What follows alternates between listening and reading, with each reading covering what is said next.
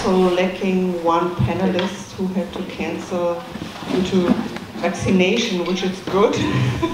I mean, it's good that they got vaccinated, but it's too bad that we will miss them today. Talavin is not here with us, as you can see, but I have still three very good and exciting panelists that I will introduce to you in a second.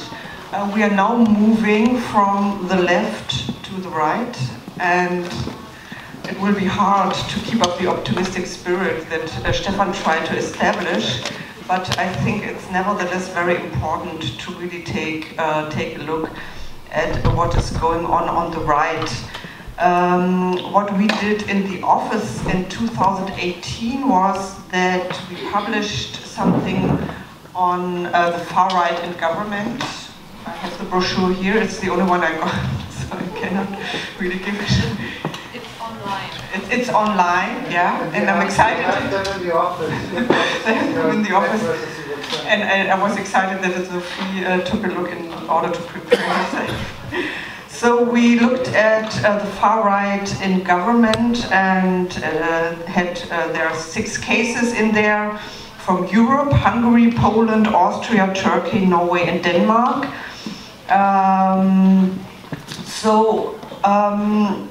We were trying to look at how institutional politics in Europe shifted to the right. And we already heard this morning that we are now looking at an even more dire situation globally. I think 4 years later, you know, that's safe to say that the situation has gotten much worse. In Europe this summer, the center-left governments in Sweden and Italy have been replaced by governments including or depending on the far right. And the ascendancy of the far right is not limited to Europe, of course, it's a global phenomenon.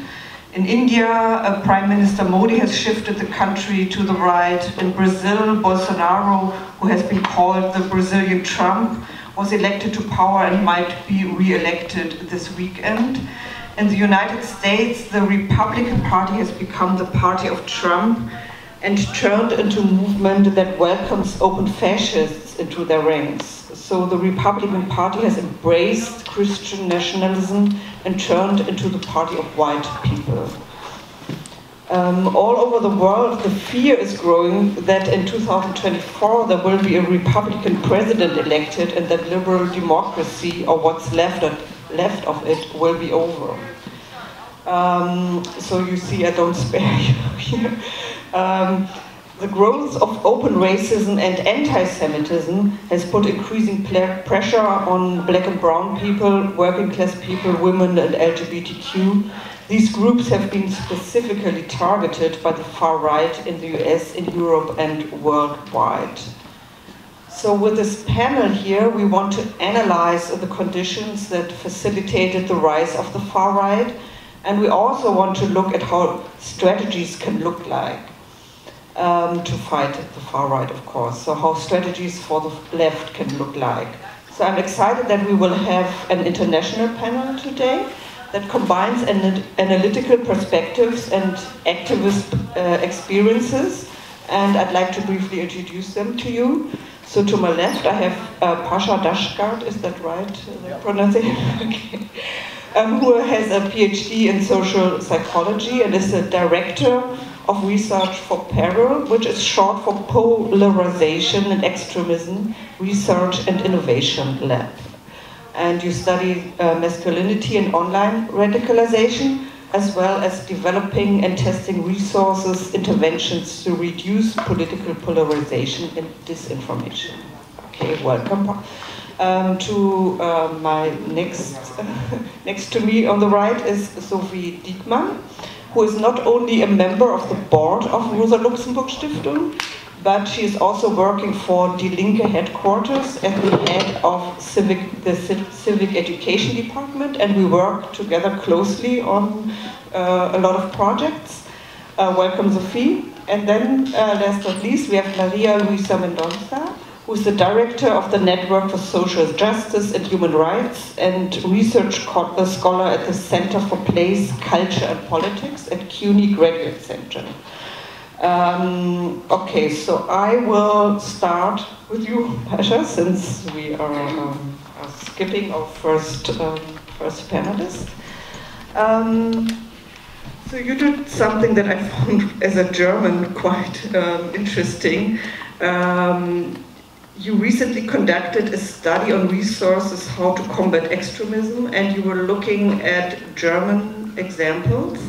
Not only, you know, as a German, it seems to make a lot of sense if you want to analyze right-wing, or the far right and fascism, to look at Germany, but you also were kind of trying to draw the answers, you know, how to combat, which is, I found promising and remarkable. So I would like you to explain to us what exactly you did in the study and what your findings were. Absolutely. So my research lab, based out of American University, is primarily focused on preventative measures. So we don't do de-radicalization. That is something that, to do de-radicalization requires a real one-on-one. It's not really scalable. It really requires you to be in therapy and really do a lot of personal work. So what we did is we focus on preventative measures. So Germany's about 30 years ahead of the United States in terms of prevention of extremism. And what Germany has done is developed a suite of targeted resources for specific members of civil society. So that could be local government officials, that could be small business owners, it could be activists and citizens. They have resources and toolkits that help after-school coaches to deal with extremism, to prepare them for what do I say, what do I do if a student starts talking about, you know, Holocaust denial, or starts, you know, telling me that they're on 4chan, like, what do I say in that situation? So what we did is, in partnership, my lab in partnership with the Rosa Luxemburg Foundation, we translated those resources from German into English, and then synthesized those resources into an American context. And we developed 3 different resources. One was for activists and organizers, one was for small business owners, and one was for government officials. And what we did is tried as much as possible to create short, very readable, very digestible infographics and toolkits for these 3 groups. And one of the things that I do for my lab is I am in charge of testing and creating an evidence base for any of the resources we develop. So once those were translated and developed, I then tested them empirically, did some pre-test, post-test analysis, and was able to find that in less than 10 minutes, these 3 groups, when reading these resources, increased their knowledge, awareness, and understanding of extremism and extremist issues, and also increased their intention to act on this knowledge that they gained. So one thing that's really important to me is that it's not just an awareness raising that's important, that people know what is 4chan, what is the Great Replacement, but beyond that, are you willing to do something? Are you willing to have that conversation? How confident do you feel in your ability to engage with a young person about topics of extremism? And so, yeah, what we found was that we were able to empower people, give people knowledge and skills so that they can have those conversations, so that they can, if it's in the context of the small business owners, it was like, you now know enough to recognize if some Nazis want to rent your restaurant for one of their events. You would know what to look for. You would know what to put in your contract in order to protect you and give you the right to sort of deny them access. For the case of local government officials, they're able to recognize, like, if we're doing a voting rights campaign and a bunch of Proud Boys show up to your booth, what do you do? What do you say? How do you keep your team safe? With activists and organizers, that was a lot of like, how do you, same sort of thing, how do you keep your organization safe? How do you organize your actions and campaigns in such a way that you don't make yourself vulnerable to sort of far-right attacks?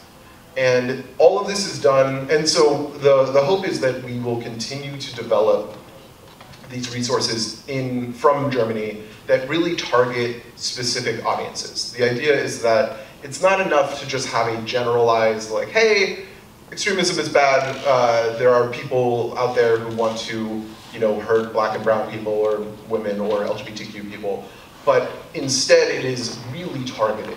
And so it's like, what do you do if you're a teacher? What do you do if you're an administrator of a school? What do you do if you're a coach for an after-school program, or if you're a mental health professional? I have a mental health background, and so I can tell you, the mental health professionals are unequipped, completely unequipped to deal with de-radicalization or even prevention. So if you're a school counselor and you hear the teacher tells you that this 9-year-old is on 4chan, those school counselors at the moment, doubtful they even know what 4chan is. If they do, they certainly don't know how to approach that conversation.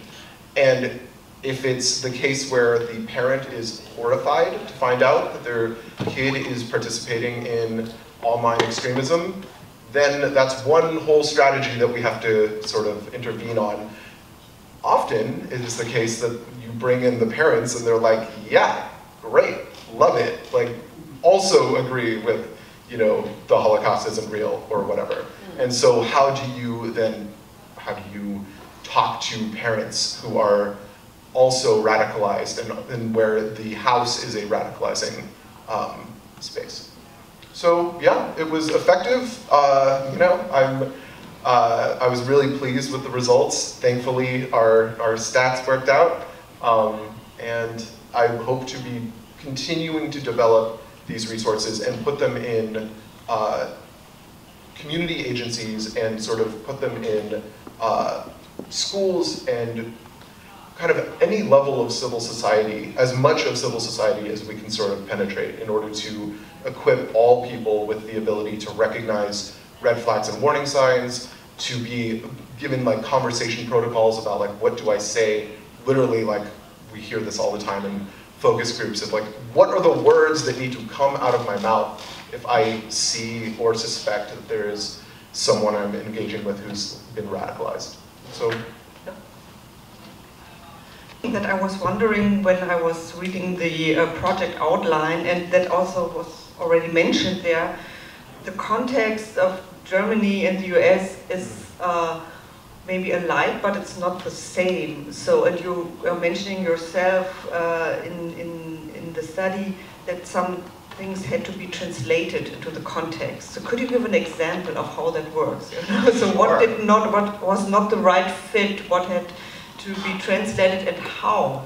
So two things that jump to mind. The first was Germany is very comfortable with protecting the rights of oppressed people at the expense of free speech or imagined free speech conflicts. So that was like a thing where, for instance, small business owners could just flatly say like, oh, I'm sorry, you're a Nazi, goodbye, like I'm not going to serve you at my restaurant. That, if you have a contract in America, that's a lot more difficult. Another really difficult thing was that in a lot of these resources, they would tell you, understandably, if you see if you see violence in a public action, call the police. And in America, that is a fraught choice. You really have to, it's context specific. There is, in theory, a role that the police could play in helping people who are being attacked or who have been attacked, and I need to report that. At PERIL, my research lab, we're a non-carceral research lab, which is to say that we do not support calling the police or getting the FBI involved. We saw after 9/11 and with, Prevent in the UK, that police involvement is often really just an opportunity for them to spy on and monitor and surveil oppressed people. And so after, for instance, 9/11, there was a big, the Department of Homeland Security response to extremism. The only kind of way that they could understand extremism was through the lens of Salafi jihadism. And so what they ended up doing is just, spying on a bunch of Muslims. And it ended up not being effective in preventing the actual problem of white supremacist domestic terrorism in the United States. And in fact, it had this huge backlash effect where Muslim Americans then felt exceptionally targeted by their government. So that was really tricky, and we got a lot of pushback. Even the very limited amount that we put in the resource about, under what circumstances and how, for instance, what are like memory techniques that you could use if you had witnessed a crime? How could you accurately report that crime? We still got a bunch of people that were like, why are you talking to the police? Why, that would be a mistake. So that was a very tricky thing. Germany doesn't feel that way. They have a different legacy with their police and sort of police departments. So did you have alternatives then? If you say, well, the go-to solution that Germany provides is not the one for the US, did you come up with alternatives then? Yeah, I mean, the alternatives are prevention-based. Basically, if you are at the place where you have to call the police, it's because something has happened, a crime has occurred. And so at that point, it's almost, in my mind at least, we have failed to do the thing if we have gotten to that point. So for us, the alternative is prevention-based. The alternative is recognize the red flags and warning signs before they occur, intervene with young people as they are becoming radicalized. We use the term called off-ramping, which is to say, like, as they are going down that path of radicalization, can you get them to turn off? Therapy and like therapeutic interventions are more effective.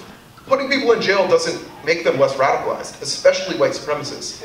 If you, I did some research in jails and prisons, and it is the case that there is a very strong racial white supremacist sort of ideology within the prison system.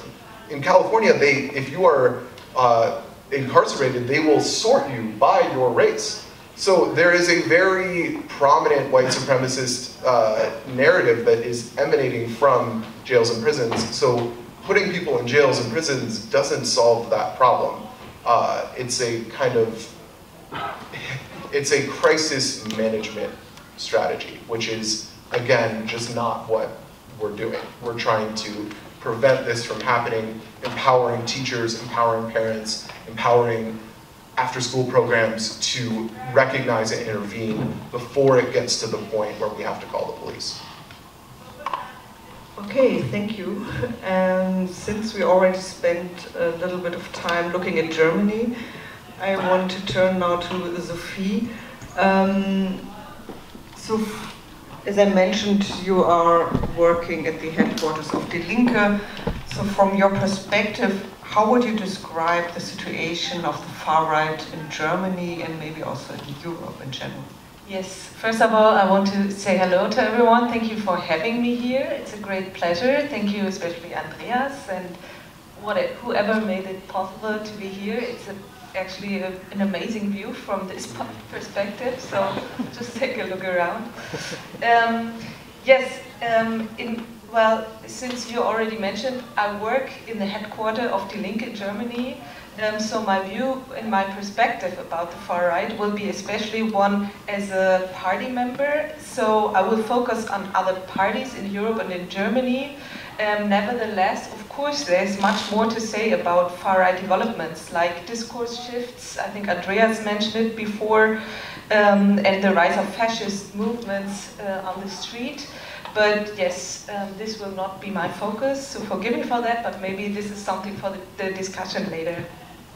I would like to introduce the situation of some parties in Europe, and especially in Germany, of course, because that's the country I live in.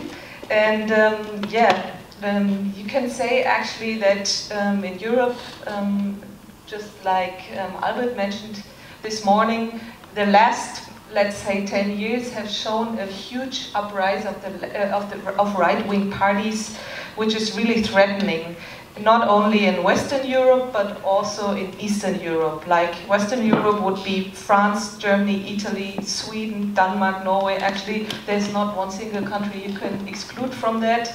almost. And in East... Huh? Maybe Andorra. Oh, yeah, well, but also Eastern Europe, which will be like, as you all know, Hungary and Poland. But I think this is a very threatening new thing that, especially has the opportunity to have more and more right-wing parties in power, actually. That's why I want to start with Italy, because Italy, as you might know, has seen election like 2 weeks ago, and Giorgia Meloni is now won the election with a very new party, which is called Fratelli d'Italia, so the brethren of brothers of Italy, and they have now a right-wing alliance with a right-wing government with Berlusconi's Forza Italia and Matteo Salvini's Lega. So during last elections in 2018, Meloni's party has only been a party with 4% in the elections, in the last parliamentary elections in 2018, but now they became the strongest party with 26%. You have to know the parliamentary system in Italy is very fragile. Majorities shift like all the time. New parties rise and they fall within a very short distance, time span. And the parties of the middle class and the fragmented left, like Partito Democratico and Cinque Stelle, were not able to agree on an electoral alliance. Another important fact is that there's been a record low turnout during this election. Normally voters turnout in Italy is very high, but since the last few years it has steadily declined. Like in 2006, the percentage of non-voters was 16.4%. In this election, it was 36%. So I think this marks the crisis as well. Yes, so you can say for the first time in post-Mussolini Italy, a national government is headed by a party that comes from the tradition of Italian fascism. So it's not only a right populist party, it has roots in Italian fascism. Their central slogan is "Ready for the Resurrection of Italy." And they see foreign countries as a barrier to the strength of the nation. So in form of migrants, in form of a globalist elite, or in form of the EU. They're against abortion, they reject equality for homosexuals, and they want to stop immigration to Italy. That's their program. Unlike Salvini, Meloni does not question Italy's membership in the EU or the euro as a currency, but there's still a strong ideological barrier. So she says she remains Eurosceptic and calls for more independence for Italy from the European Commission. During the election campaign, she promised the fun is over for Europe now. So I think this is going to be a big challenge in Europe. And of course, this will be a call for encouragement for other right-wing parties in Europe. So this government will be the most right-wing government in Western Europe in post-war history. So this is no fun.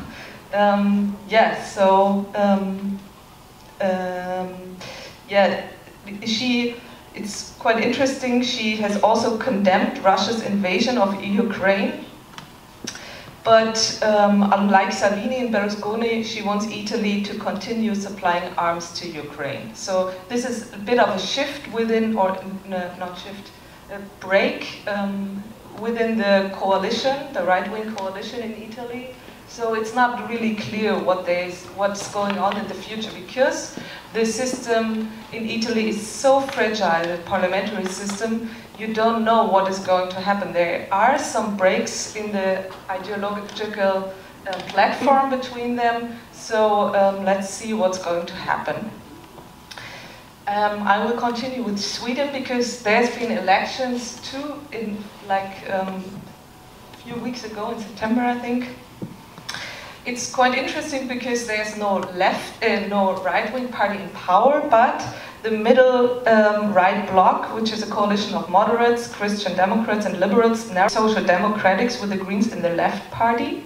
But this bourgeois coalition can now only govern by making agreements with the right-wing Sweden Democrats. So Sweden is about to break with the way it has dealt with right-wing populists before. For the first time in the country's history, a middle-class government will depend on the goodwill of the right-wing populist Sweden Democrats. So during the election campaign, the bourgeois liberal camp gave up the former isolation of the Sweden Democrats, which was kind of an agreement before, but now they stopped this kind of isolation and made way for their exception, like their political exception. So right now, they have to, like every time they want to make a legal new law or anything, they have to ask the Sweden Democrats. They characterize themselves, the Sweden Democrats, as national conservative. However, they do have right-wing extremist roots. So they've been like linked to the pro-apartheid movement in the 80s. So they exist for a very long time. But for a very long time, they were just a very small party, right-wing party, fascist party. But now they try to get rid of their past and just behave like a right-wing populist party. But they are still these fascist origins, which make them even more dangerous, I think. They are now the second largest party in the parliament. Their political platform can be summarized with the formula: zero asylum, zero migration.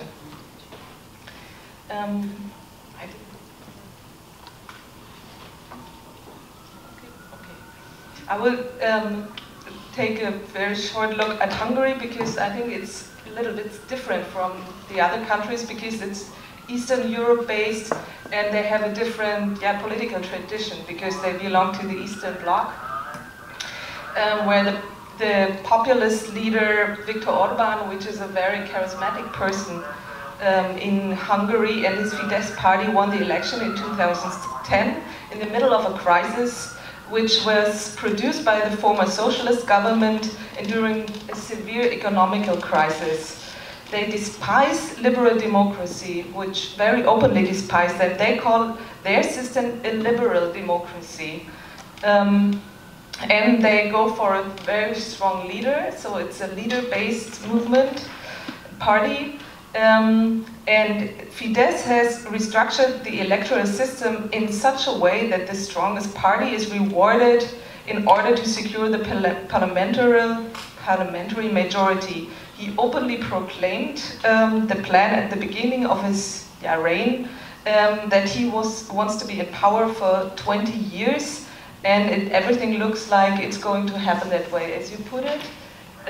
They managed to stabilize the system in a way that it's really hard to confront him, and the opposition is right now it is very small, and even within the opposition, the left opposition is even smaller. You can say it's completely marginalized. The media publicly spread only government propaganda while choking off critical voices and any kind of rational political debate. They have Fidesz has gained great influence on state education system, so they keep oppositional voices small, and critics and members of the opposition are intimidated and threatened. So I think it's a blueprint for other Eastern European countries. I think Russia, you can say, it goes in the same direction. So I will now get back to Western Europe and turn to Germany, the Alternative for Germany, called AfD, which is also a relatively new party. It was founded in 2013 as a former EU skeptical and right-wing liberal party. Since then, 3 chairpersons have already resigned and left the party, whereas in the same time span it got more and more right. So it's a very dynamic party and affected by crises, but nevertheless very successful. And I think I would love to say that about the left. It seems like the crises don't affect the party as much. The unifying bonds within the AfD and the different fractions are nationalism and racism, but they gather like all kinds of right-wing people like national conservatives, hard neoliberal people, Christian fundamentalists, ethnic nationalists, homophobic people, anti-Semitic, anti-feminist people, and so much, and anything else you can imagine. Often they contradict each other, but you can sum up that there's 2 wings in the party that fiercely fight against each other. On the one hand, you have this economically liberal, socialist, chauvinist, and conservative wing, which tries to make a bond and a coalition with the conservative party, the CDU, on the base of the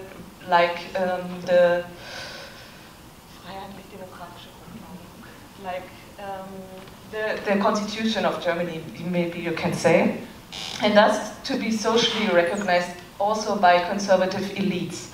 And then there's another wing with a totally different approach. They try to it's led by Björn Höcke, which is a very popular German politician. He sees himself in the tradition of Adolf Hitler. Instead of an alliance with the bourgeois government, they rely on street action, the alliance with fascist right-wing violent groups and putsch. They want like a putsch like in 1933. So this wing is not neoliberal, but they want to implement social demands, but exclusively for Germans. So these are the main wings.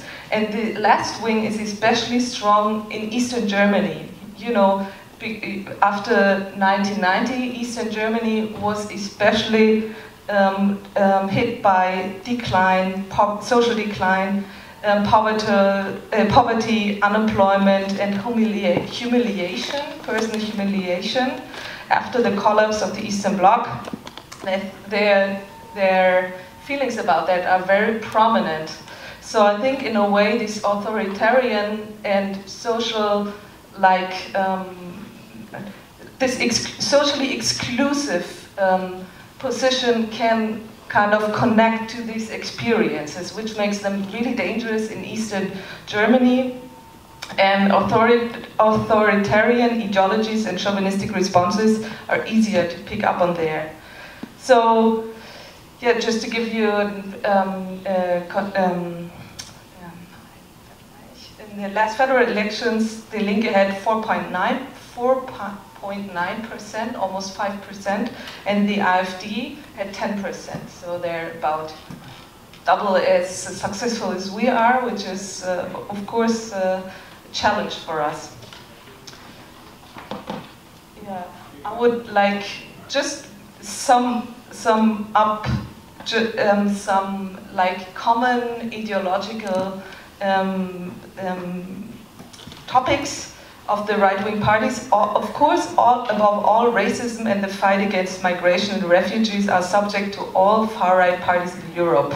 There's too an attitude against establishment, against state structures, against bourgeois democratic institutions, and in favor of social chauvinism. They're usually nationalistic and therefore against globalization, cosmopolitanism, and more or less against the EU, and of course against migration.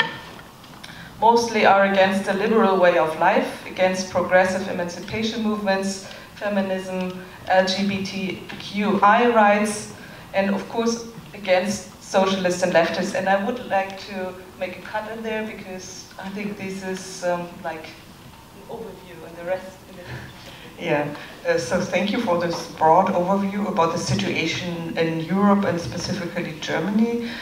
And now we are turning to you, Maria. All eyes on Brazil this weekend, I think. And so I'm very happy to have you on this panel today. So Bolsonaro's presidency, I think that's safe to say, has had a horrible impact on the working class in Brazil. I would like to start with asking you, can you tell us what groups in society actively support Bolsonaro? So what's his constituency, and can you also describe a little more his kind of presidency? Yes, thank you. Thank you for the invitation to be here. Yes, Bolsonaro is part of this global movement. We need to understand that as part of this global trend and global discourse. But Bolsonaro was only able to take power in Brazil because we had a parliamentary coup in 2016 against President Dilma Rousseff. And so what happened at that time was that the country, well, Lula, as you know, had 2 terms before President Dilma and was a very popular president. Dilma, during her first term, was very popular as well. But then in the middle of her second term, let's say the wave of economic growth was getting to a limit. And the country also suffered a type of speculative attack, in my view, from financial institutions. So there was also a huge campaign from the part of, mainly in 3 ways that Bolsonaro also uses until now. There was, but that started in 2016 to build the momentum for the parliamentary coup. First of all the mainstream media was against the government and supporting the coup, so it's almost, here in the US, it's almost if you just had Fox News, imagine, right? So that was the message that most people were getting.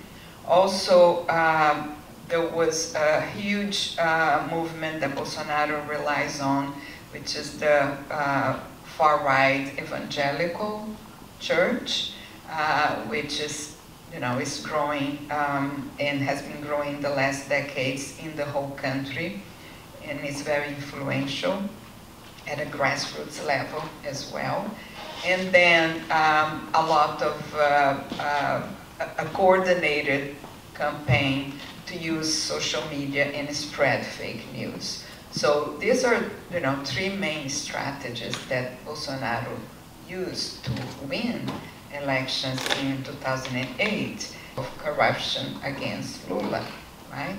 Lula was in jail, although there was no evidence against him, and at the end he was able to prove that all the charges against him were dropped, and there was nothing concrete in terms of the cases that he was facing at that time.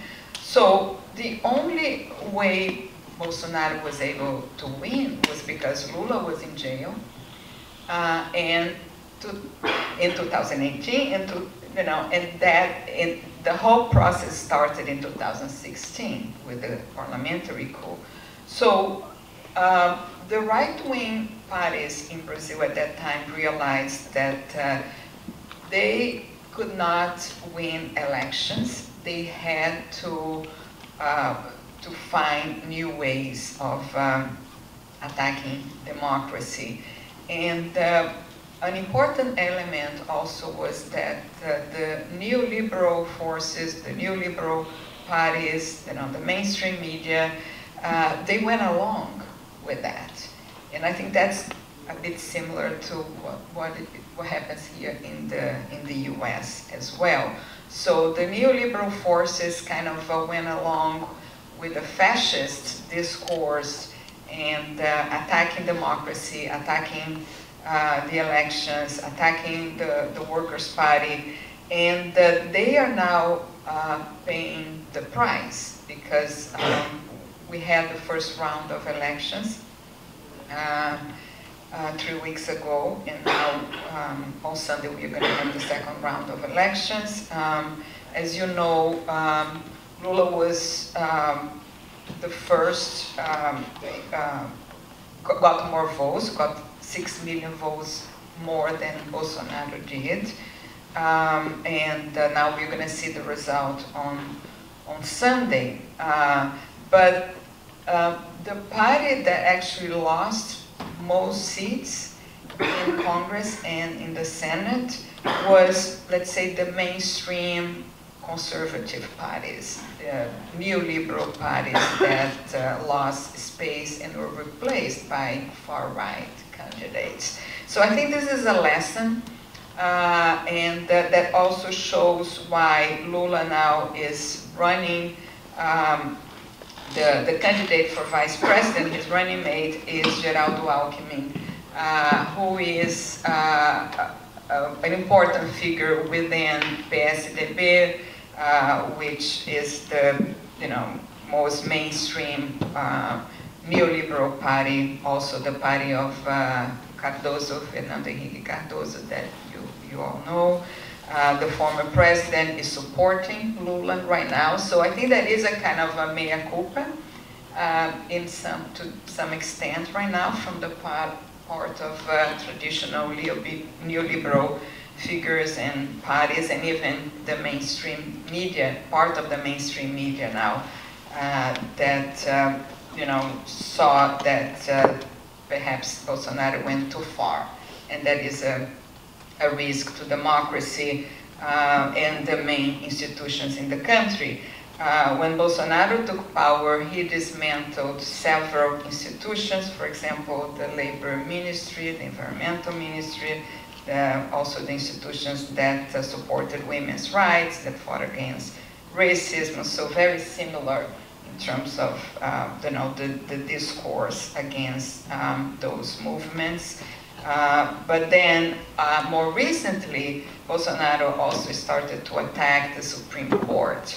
And during the impeachment or the parliamentary coup against President Dilma, the Supreme Court went along with that. And now the Supreme Court is facing these types of attacks from Bolsonaro and his allies as well. Bolsonaro also has many military people in key positions of power in all areas of government. So that is also, a type of support that he was able to build. And of course, another key point is how he has been attacking all types of environmental protection with his rhetoric and also his policies. He dismantled most institutions for environmental protection in Brazil. He has been attacking indigenous peoples, peasant movements. So he has a strong alliance with agribusiness, and it's all based in this false idea of development, which is actually a new form of neocolonialism. We don't think that our people, local people, benefit from those types of extractive projects. And so, and this is also, of course, a global issue, because once, agribusiness in Brazil is a main cause of environmental destruction, and we also need to look at the role of foreign corporations, because mining corporations, agribusiness corporations from the US, from Europe, that are benefiting from this. So that's why it's also important to build a movement that is also a global movement. For example, I think one of the few messages that Bolsonaro that understood, that kind of resonated at that time, was when the European Union kind of stopped the negotiations with Mercosur, with the trade agreement with Mercosur. So I think we need to push for trade policies that, for example, raise tariffs on commodities that are responsible for environmental destruction. In the case of Brazil, indigenous movements are calling for a boycott of basically 4 commodities: beef, timber, sugar, and soy. So we are not talking about development, we are not talking about producing food for local people, we're not talking about, you know, benefiting local people with these policies. It's basically, you know, a few commodities for export, and but it's very difficult for us to build individual boycott movements of those commodities. That's why we need trade policies.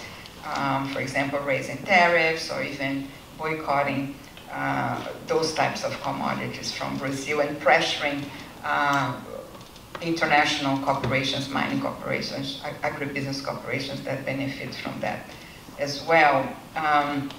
So now, you know, I think we are in this very important key moment, and in the case of Brazil, I think that we always relied on international solidarity to move a progressive agenda in the country.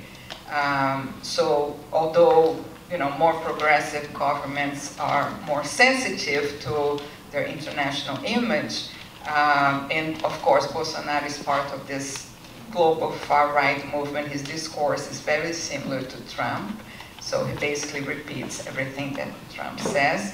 But I think in order to think of a strategy, which I think is going to be in the next part of the panel, we need to look for those similarities as well. So, you know, how we can build an economic agenda that, you know, how we face the impacts of neoliberalism.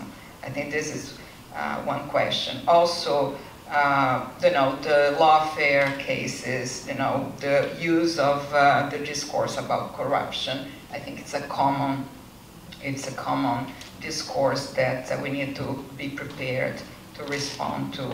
And the external enemy, which is, I think, a point of a common point of discourse to build support for fascist ideas. So. Yes, so we can continue later. Thank you. Before we turn to the strategies, I'd just like to ask you, because I think everybody's very eager to hear your take on the second round of elections, if there are any predictions that you would like to share with us. Yes, well, Lula has been ahead in the polls the whole time. Bolsonaro was never ahead in the polls at any point. During this whole process, during the whole campaign. And Lula has built an interesting alliance, like with the, you know, let's say more traditional neoliberal parties. He got more votes in the first round. Bolsonaro was second, and then the candidates that were in the third and fourth place in the first round, both of them are supporting Lula. And especially the candidate that got more votes, that was in third place, she's actively campaigning. So they're drawing huge crowds, huge rallies of people. And he also has received support from important figures, intellectuals, artists, even people, you know that in Brazil, soap operas are very popular, right? And so most actors and musicians that everybody recognizes, everybody is actually campaigning actively in Brazil. There is a very active participation of social movements, grassroots movements, but also people who have a lot of visibility within mainstream media. So he was able to build an interesting campaign that is a lot of excitement on the streets and a lot of participation in the country. So people see that there is an urgency and there is a risk. I think this is what is different, that you know, during the impeachment of President Dilma, when there was a whole discourse built against the Workers' Party, most people didn't voice their opposition to that process. And now we see that many people and institutions that kind of went along with the coup in 2016, they are realizing that there is a lot at stake. The democracy in Brazil is at risk. So I think this is something that gives us hope, and hopefully also the position of the Supreme Court has been very firm in terms of, for example, speeding up the process of erasing fake news from social media. That is, more active participation from the part of the courts that oversees the election. So that gives us, a little. We feel safer that way. Also, Lula, and even in 2018, Fernando Haddad only had 40 days to campaign, because until the last minute, there was a hope that Lula was able to run in 2016, even though he was in jail. There was an appeals process, and he lost in the last minute. So the candidate at that time, Fernando Haddad, who visited the Rosa Luxemburg office in New York at that time, he lost for 4 million votes. So that was, so it's not like suddenly all Brazilians went crazy and started to support this far-right candidate. That's what I'm trying to say. So there are lots of elements of misinformation, of manipulation, but there is also hope, because I think people also respond when they see concrete policies that make a difference in their lives. So during the Workers' Party administration, there was that sense that, for example, young people had many possibilities to access education.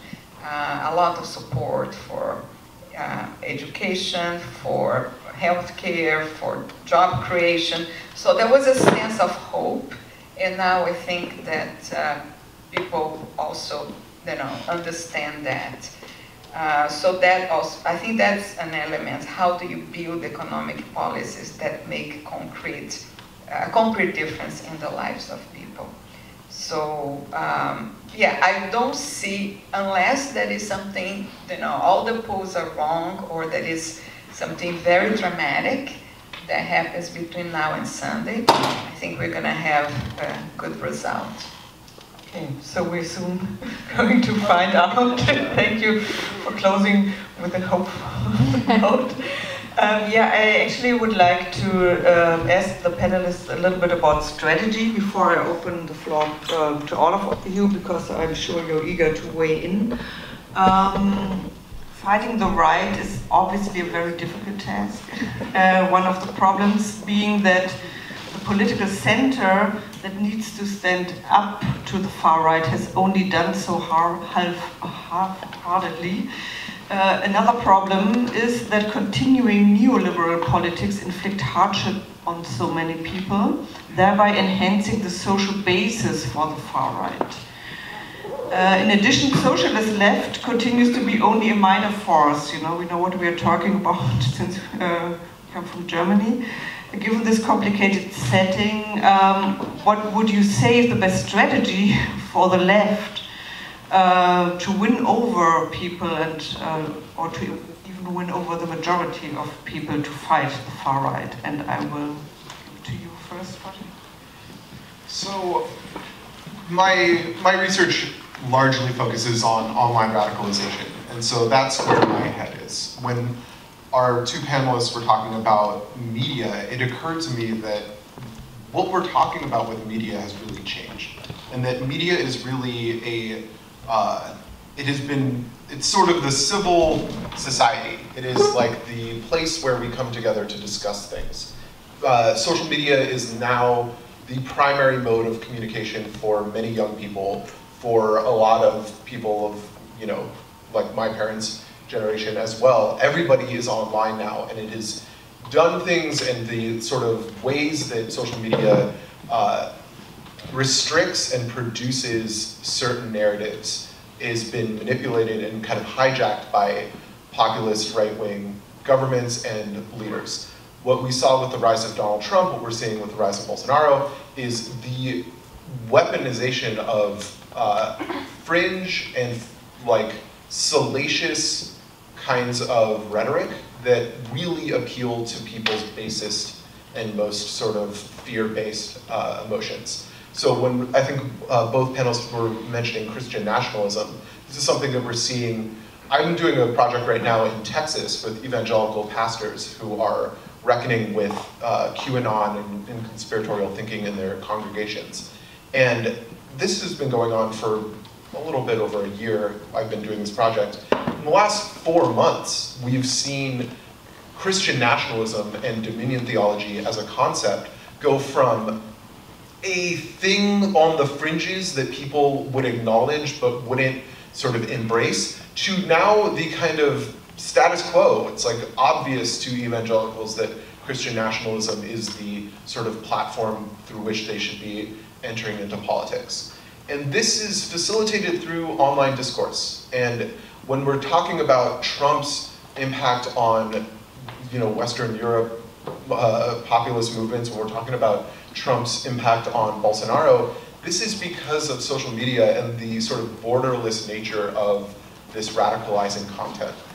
And so my perspective on this is content moderation. I am just terrified at the way that the conversation has gone with free speech in this country, as if it is free speech when you go on a toxic forum and you spread lies and misinformation. The research has shown, we know this to be true now, that negative content and extremist political positions are extra appealing to people. Even people who don't feel, who identify their own politics as moderate or like center left or center right, are more attracted to posts and online content that plays at the fringes. It's just more fun to engage with content that is fringy and extreme, and somebody who gets up there and says things that, you know, you might not say or you might not think, but man, that's really a spicy take, or that's a really salacious or sort of engaging negative, like engaging your negative emotions, whether it's fear or hatred or sort of discrimination. And so when we allow places to proliferate online that spread hateful content, that spread misinformation, that we know radicalize people, when we allow that to continue, what we're really doing is we're just kind of turning a blind eye to a process of polarization and a process of anti-democratic radicalization. And so in my mind, that's the place to go, is to say, no, I'm sorry, I also like free speech, but 4chan is not free speech. Incels.is is not free speech. These are places that intentionally draw people in because there is no moderation. It's sort of the lowest common denominator of people will come to those spaces. And then what we see in sort of psychologists analyzing content on these forums is that people, there are two mechanisms by which people get radicalized in these kind of low moderation or no moderation forums. The first is likes, retweets, re-commenting. All of those things act like a Pavlovian incentive structure. It's a reward system. So if I post on Facebook about my baby, I'll get a couple likes, I'll get a few retweets, whatever. If I post about, you know, the Holocaust is fake, I will get a ton of engagement. And then I go, oh, if I want to continue being engaged with on social media, I should produce content like that. So that is one way that it is like overtly incentivizing sort of the most negative, awful kinds of speech. The second thing that happens is that you or me or anyone else who comes to these forums, we look around at the community and we say, what are the what are the norms of this community? How do I play with these people, right? And so you end up modifying your speech, your behavior on these forums and channels to mimic the community that exists there. So it's the idea that like, of normal society, and people will just throw their hands up and be like, well, that's, if you don't like what's on the internet, then you just don't like society. It's like, no. People are going to those places because they are toxic. Then they go there and go, oh, if I want to play around in this online space, I also need to use racial slurs. I also need to traffic in anti-Semitic conspiracy theories. So we really, to answer this question explicitly, we really need to be very intentional about how we moderate online discourse so as not to proliferate hateful, radicalizing ideologies. I say that as Elon Musk just bought Twitter. That is like, honest to God, terrifying. Like, he's gonna put Trump back on Twitter, and that's going to result in the failure of our democracy. So like, we really need to be careful about that and future things. That is something that I am looking at for research.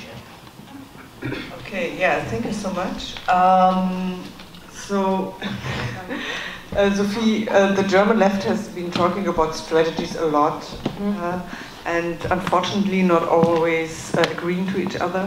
So what is your take on this question? And I want to ask you to be rather brief, so that we still have... No, that was okay, you were brief in the first round, so you got more time on the second. So we do it the other way around here. And I just want to make sure that people have the time and the chance to weigh in. Okay, that would of course be worth being discussed longer, but I think first we have to pin down that bourgeois parties are not a firewall against right-wing movements. Just to let you know, Olaf Scholz, our German Chancellor, just congratulated Meloni and announced good cooperation with Italy. I told you about the example of Sweden earlier. So the left definitely should not rely on neoliberal parties. Instead, build up their own strength as an alternative to both neoliberalism and far-right politics. So I think it's all the most important that strong left-wing parties in Europe must build a common front against the right and thus present a concrete social alternative to neoliberal politics. So they must resist the temptation to try to fight fascism only on the cultural field. It is very important to talk about social issues first, but not neglect the cultural field. I think it's not a good idea to fight fascists by adapting some of the phrases or political demands, but because that makes the right-wing narrative even stronger. Left-wing parties only manage to create a concrete alternative to right-wing developments only in a few countries in Europe. Two are, I think, promising. It's Spain, where you have a left government right now, and another positive example is France, where La France Insoumise with Jean-Luc Mélenchon managed to build a very successful alliance with other left-wing parties. It's called NUP or NUPES. It's interesting because he has only been so successful since he changed his positions, and they're now not only class-based, which is very important, but they're also ecological, they're feminist, they're pro-migration, pro-European. So I think these are maybe the key findings. You have to build a coalition and a progressive alliance against neoliberalism on the one hand side and far-right politics. That would be my answer in short. Okay, thank you. And Maria, you already tapped a little bit into these questions, but maybe you have something to add? Yeah, I'm gonna be brief because I agree with everything that you both said. And just to clarify what I was saying in terms of the alliance between Lula and more mainstream conservative party or neoliberal parties, I think it's a strategic move, but I think it's the result of those parties understanding that they went into a very risky business when they supported the coup in 2016. So I'm not defending the alliance, so I agree that we need to also denounce neoliberal policies, because we have that type of support for far-right movements because neoliberalism failed. So that's, and I think that it's important also to fight so we don't normalize those extremist views. So yeah, that's, and of course we need a global progressive movement as well. Okay, thank you. So I now really want to open it to you for questions, comments, and we're just trying to take all of them and then give the panelists the chance to answer. So, so I see Rafta, Ethan, and you over there. Can anybody help? Should we start with?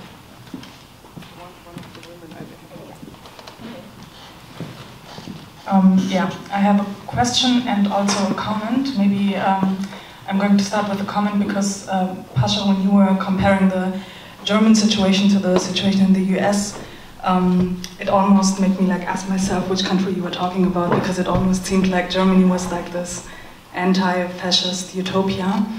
And also connected to the strategies you proposed, I was just asking myself how moderating online content from the far right can also backlash to the left, because I think what is important, especially in the German context, is that, and also that connects to my next question, because you were using this concept of extremism, and this concept in Germany is very much used to conflate right-wing violence with left-wing violence, especially on the streets, but also online. And maybe from leftist perspective, why would you work with this concept? Are there maybe no alternatives? But also when you propose policies that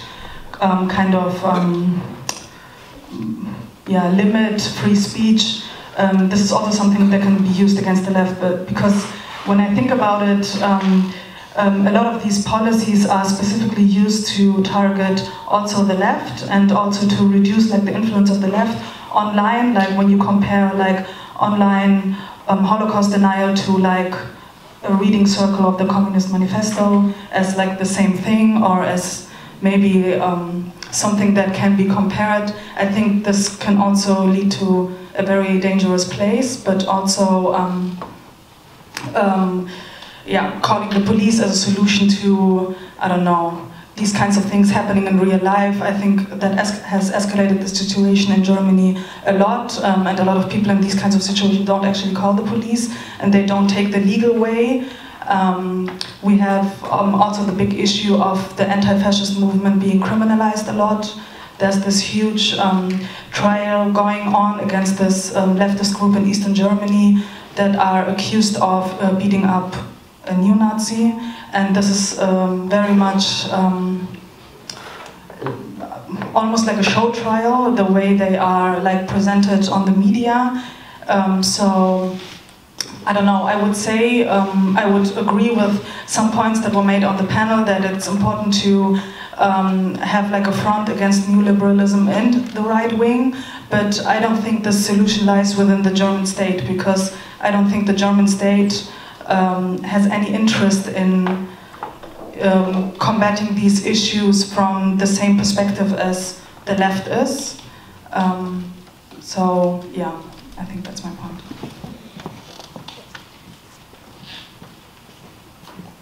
Mine is just a point of clarification for Maria Luisa. You mentioned that Bolsonaro had made alliances with different military leaders. Are you concerned at all that the military might step in? And I mean, I know after, when Trump was losing, there were some concerns that might happen in this country. And is that a real concern, or do you? And then also, assuming Lula does step in, campaigns that he, or key initiatives that he will be advancing right away, and is there just things we should be paying attention to?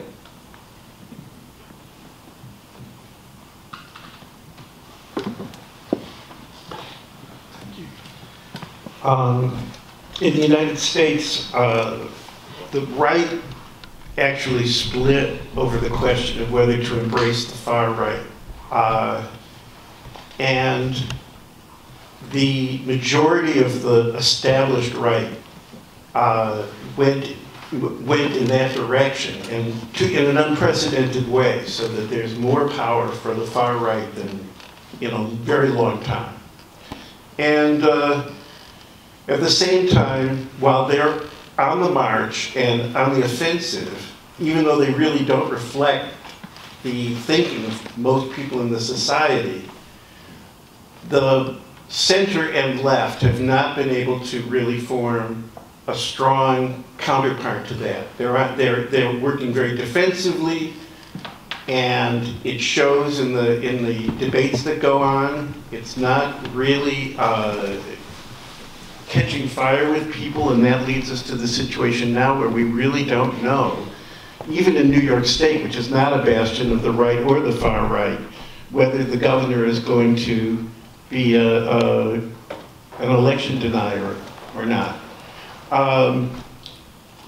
We can discuss why the left and the center have not been able to cohere into an effective counter-alliance, let alone an alliance that is a protagonist in politics. But I would like to ask, in these different settings, what we see as weak points in the alliance between the right and the far right.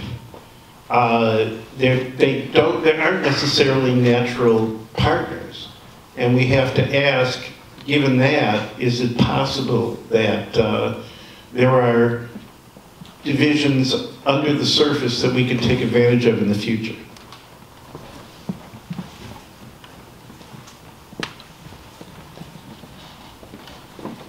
So we talked about sort of strategies for moving forward, but I guess I would want, if possible, briefly, in a nutshell, what is the diagnosis for of the far right at a global level? I think Maria mentioned Bolsonaro is a reflection of a global trend, but what exactly are you saying is the cause of that? Is it a reflection of a crisis in neoliberalism? Is it the impact of neoliberalism on the left, which has disarticulated it and hasn't been able to deliver, and that has caused a political representation crisis? Like what, because I think in terms of strategies, we have to be clear on the diagnosis. So if there's a way to quickly, in a nutshell, sort of state, what do you think is the crux of the cause of this emergence, would be great. Just to say, I've been struck by the absence of any references to the Ukraine war and how that creates environment, both economically and socially, politically, in terms of Christian nationalism, and certainly having huge impacts here in the United States, where the right wing of the Republican Party is the most outspoken, calling for an end to the war and identifying with Putin. So I really appreciate your takes on the impacts of, you think in terms of economically, think in terms of what's going to come this winter with the impacts in Europe. Just really be curious to hear what you're thinking in these regards. Okay, thank you. We have one last question or comment, and then I give the panelists the chance to briefly respond. Thank you. My name is Amina, and I'm from Canada. And I think I'm from the trade unions. I'm a union organizer. And I'm sort of living through this moment of, the right growing, gaining momentum in a place like Canada, where, I thought people think we have like healthcare and we have this social welfare state. And over the course of the pandemic, all I have really seen is that the right actually doesn't get censored, and the right, even within our unions, right, those small minority of groups got louder and louder and louder, and I was listening to someone over there, and what I noticed in Canada was that the RCMP, the police, are not being used against the right? So historically, I don't see the police or the state being used against the right, where they've been always used against the left, right? So they've always been at G20, Occupy, whatever. People have been arrested, people have been accused, Muslim communities have been infiltrated, like this has been going on. So sometimes this sort of like anti-censoring or the anti-policing arguments kind of don't fit with me, because I'm just like, well, I personally don't see any of them being policed, I'm sorry. And if anything, the police, we know, we're funding and donating to and crowdfunding for these like fascist groups in Canada. So I just don't see it applying there. And some of these people we don't even know if they were RCMP, you know, carrying out attacks, this sort of anti-Trudeau. In government currently, for example, in ministries and state secretaries. So he has elevated, let's say, the role of the military in his government, which it was something that it was new, because since the end of the military dictatorship, the military in Brazil has been, for the most part, out of politics. But at the same time, I think Bolsonaro also represents part of the military, not everything within the military or everyone. So I think it's also a risky business for the military to, to stage a coup, to go along with violence if Bolsonaro decides to go that route in the next few days. So I think it's also a risky business, and I think my sense, it's difficult to know for sure, but my sense is probably the majority of the military would not take that risk. That's my sense.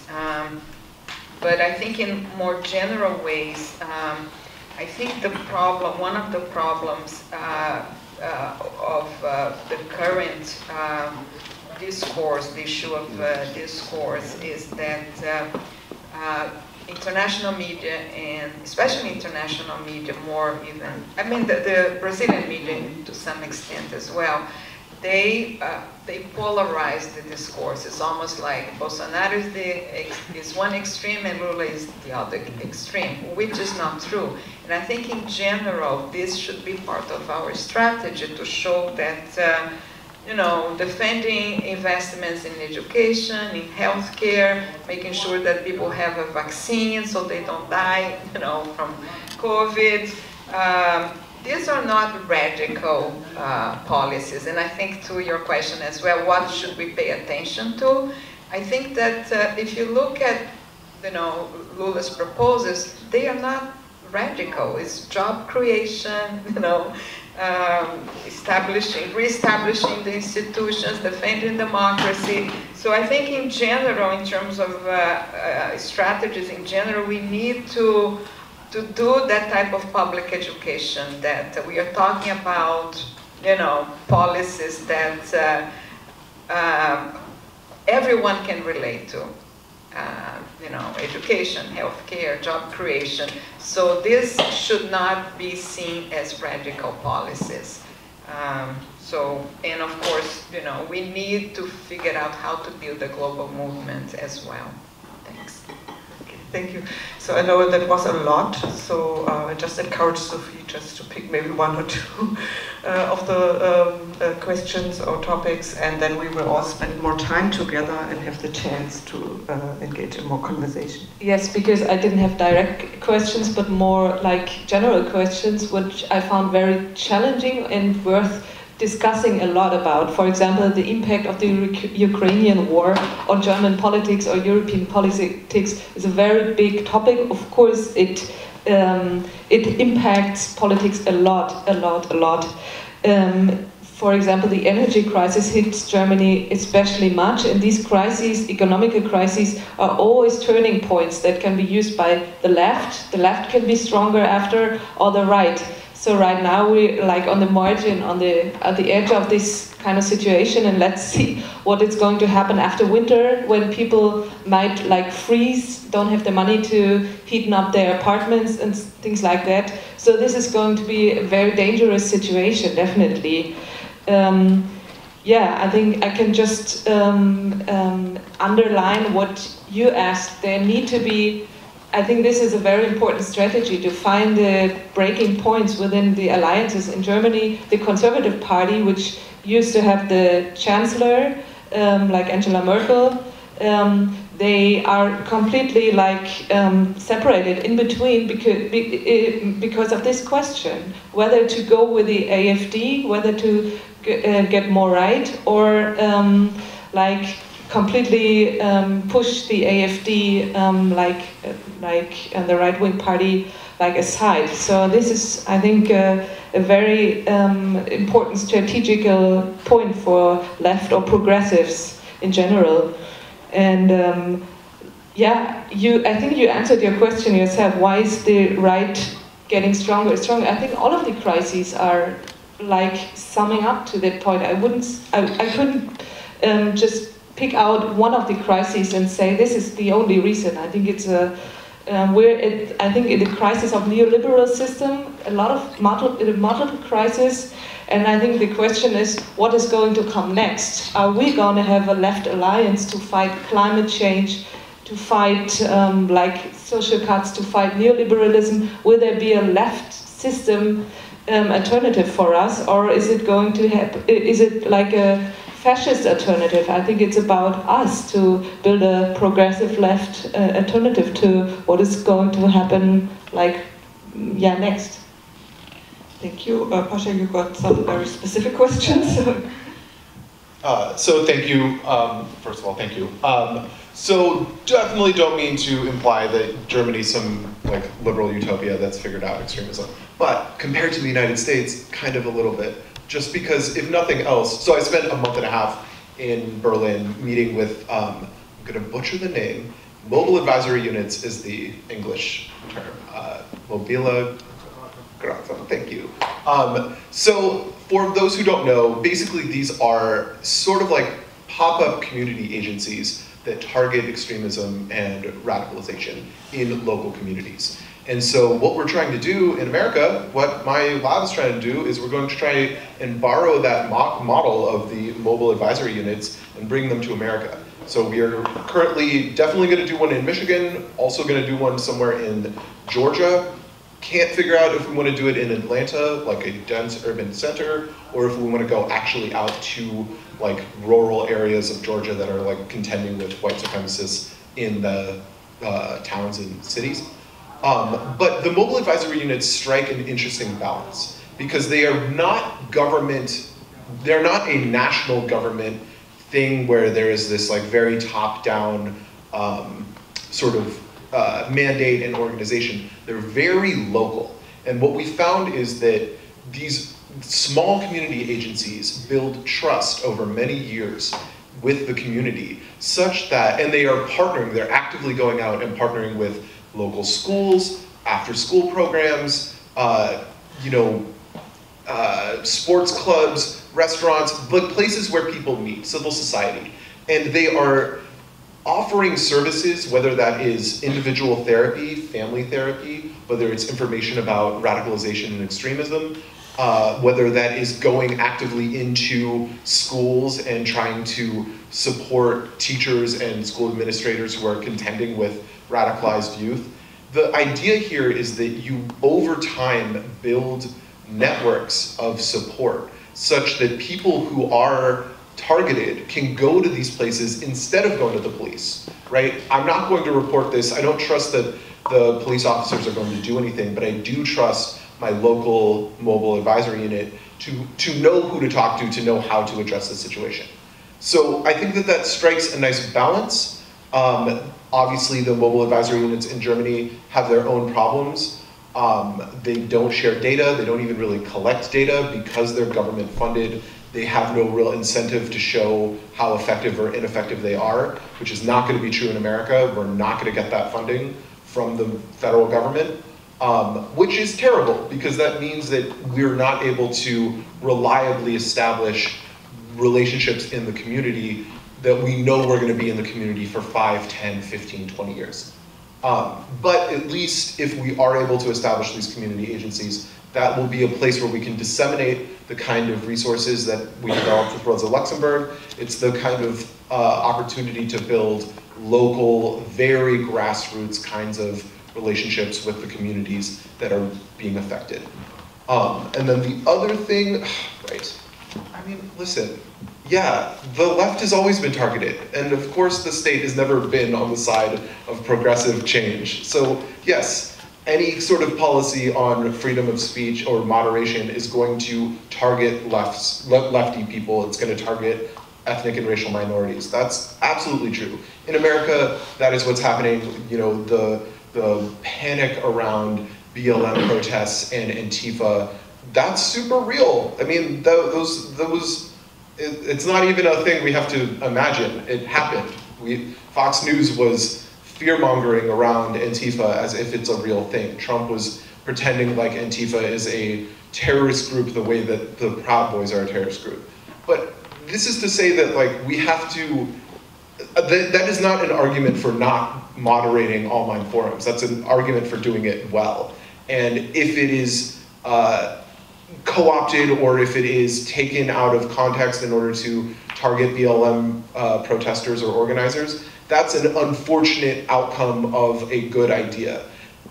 Social media companies are not like neutral organizations where if we don't moderate them, then we'll have free speech and liberals and conservatives can engage in a like debate of ideas. Like that's not what's happening. The social media companies are promoting right-wing rhetoric already. They are already radicalizing people into far-right and extremist groups. So the idea of asking for moderation of those companies is trying to make headway in an already bad situation with already bad actors. And I do see the argument that it is like probably going to be manipulated, as you were talking about already. It seems like it already has been. But that's not an argument for not doing it, that's just an argument for doing it better. And fingers crossed that we are able to deplatform some right-wing neo-Nazis while we also, you know, paint BLM protesters as terrorists. Yeah.